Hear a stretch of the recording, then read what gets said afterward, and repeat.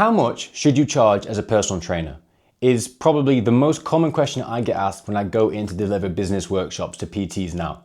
And the honest answer is, it depends on one thing more than anything else. It's not your qualifications. It's not how long you've been training people. It's not how good you are. It's not how good looking you are. It's not your physique. It's how many people want to train with you. That's it. Supply and demand.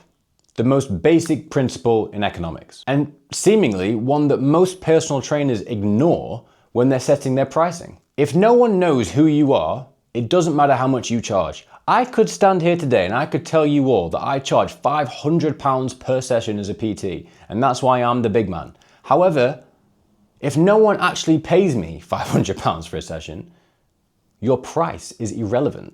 If no one is actually knocking on your door asking to work with you, it doesn't matter how big you say your price is, right?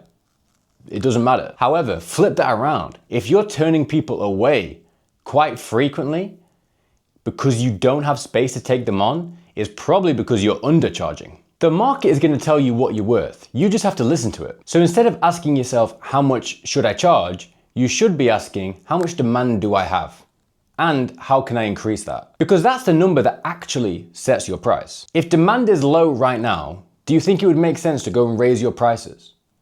No, of course not. Your job, if your demand is low, is to become a marketer so that you can increase demand. You need to find different ways to make people aware of you, your service, and the solutions that you offer. Like I said before, it doesn't matter how good you are. If no one knows who you are, you cannot monetize that. For me, it's flyers, about as unglamorous as it gets.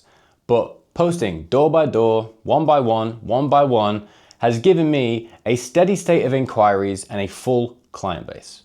That means that I can set my price at a level which is probably above what most people charge. However, that isn't because I'm some unicorn of a trainer. It's simply because I worked harder on my marketing. More people know about me, so more people come to me with their problems.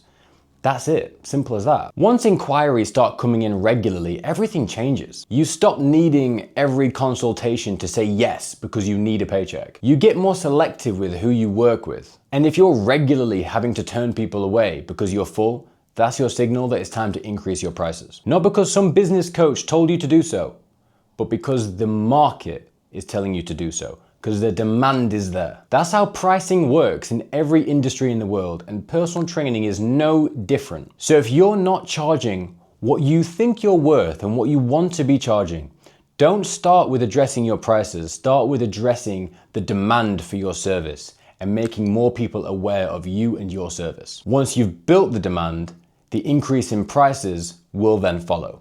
And if you found that valuable, watch this video next.